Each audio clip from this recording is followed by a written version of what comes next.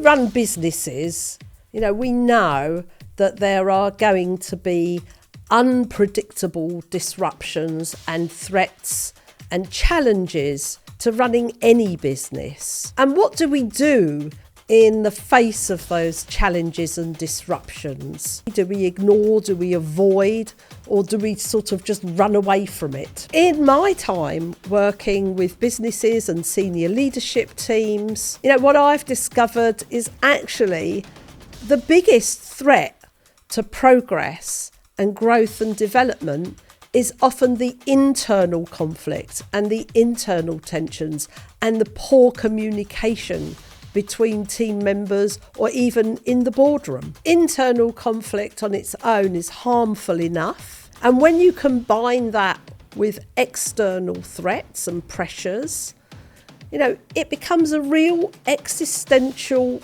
threat to a business. So once a year, I open up an annual dialogue roadmap training specifically to help people in leadership positions develop the skills of conflict resolution, dialogue, compassionate communication in order to be able to handle these kinds of disruptions with elegance, with grace and with precision. Anybody in a line management or leadership position needs these skills as second nature, as something that you develop and that you can walk into any situation and know exactly what to say, how to handle it, and be a safe container for all the people around you that are relying on you or depending on you. So if you want to know more about this training, and it's only once a year and it is limited,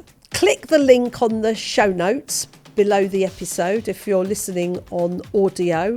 And if you're watching this on video, just click on the link below in the episode description. And I look forward to hearing from you, and I'd be more than happy to open a conversation if you think this might be for you. Thank you.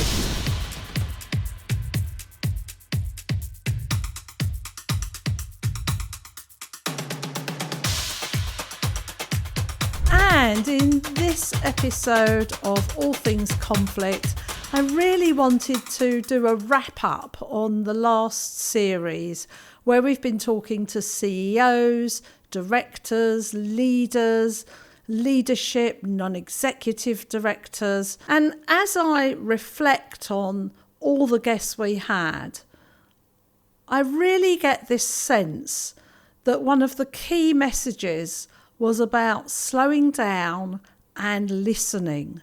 How people want to be valued, people want to believe that they matter, that what they have to say is important. And I've been banging on about listening for the last 25, 30 years.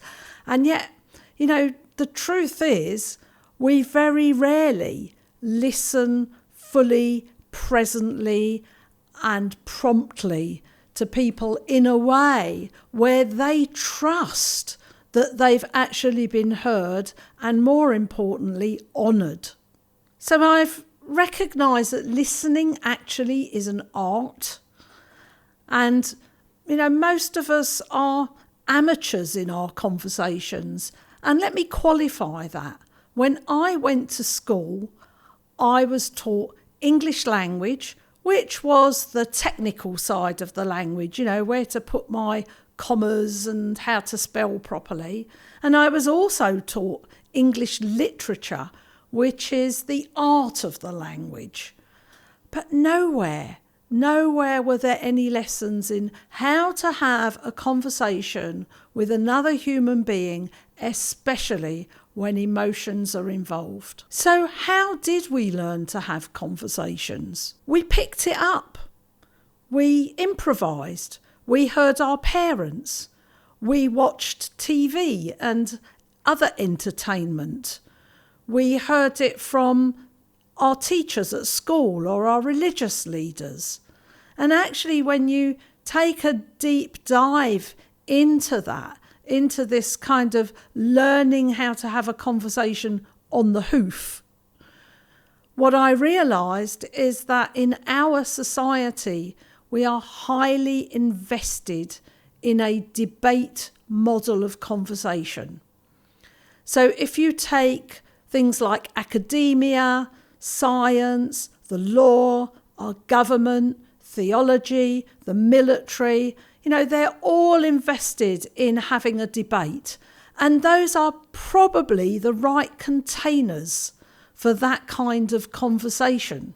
But when I think about having a debate and the purpose of a debate, which is to have one argument prevail over all others, and then I start to think about having a debate with my partner, having a debate in the boardroom, having a debate with my children, having a debate in my social life, I can start to understand why we end up in so many unnecessary arguments. And when I went to school, I was exposed to the worst possible form of debate, and that is debate plus enforcement. And I see debate plus enforcement in so many aspects of our lives.